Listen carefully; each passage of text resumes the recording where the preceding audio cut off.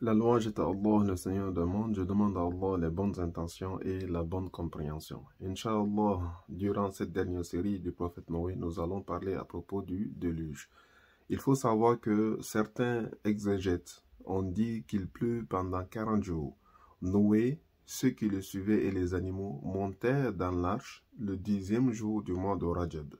Il en serait sorti le jour de Ashura, soit le 10e mois du Muharram. Donc 6 mois plus tard, l'eau provenait de deux endroits, une du ciel et l'autre de la terre. Le niveau de l'eau dépassa les sommets les plus hauts de la terre.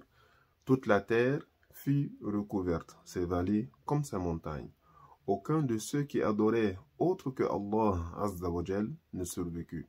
L'arche navigua autour de la terre sans s'arrêter jusqu'à ce qu'elle arrive à la Kaaba, autour de laquelle elle tourna pendant une semaine.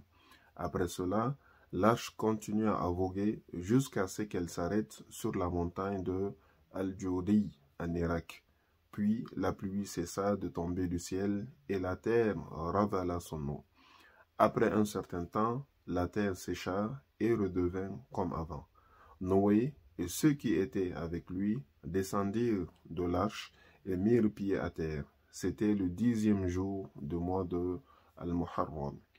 Ils jeûnèrent ce jour pour remercier Allah Ta'ala de les avoir sauvés du déluge. Aucun humain de l'arche n'eut de descendance à l'exception des fils de Noé.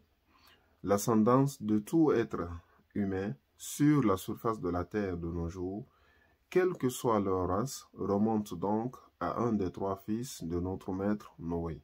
Ainsi, Noé est l'ancêtre de tous les humains nés après le déluge.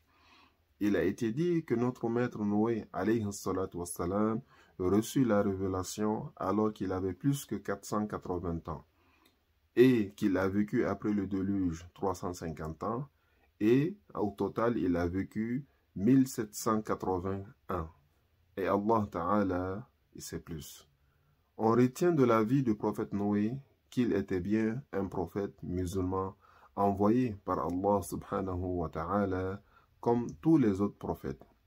Il avait la même croyance que le prophète Adam, que le prophète Ibrahim, que le prophète Moussa et que le prophète Muhammad sallallahu alayhi wa sallam. Il croyait à Allah, l'unique créateur des cieux et des terres, qui n'a pas de ressemblance avec les créatures et qui n'a pas besoin des créatures et qui existe sans endroit et sans place. Ça, c'est la croyance des musulmans. Croire à Allah et en ses prophètes.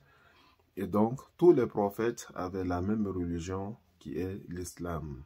Soyez avertis que certains livres qu'on trouve dans les commerces pour enfants, par exemple, illustrant le déluge et l'arche, contiennent parfois des mensonges. La louange est à Allah, le Seigneur des mondes. Ainsi se termine la biographie résumée de notre maître Noé, alayhi salatu wassalam.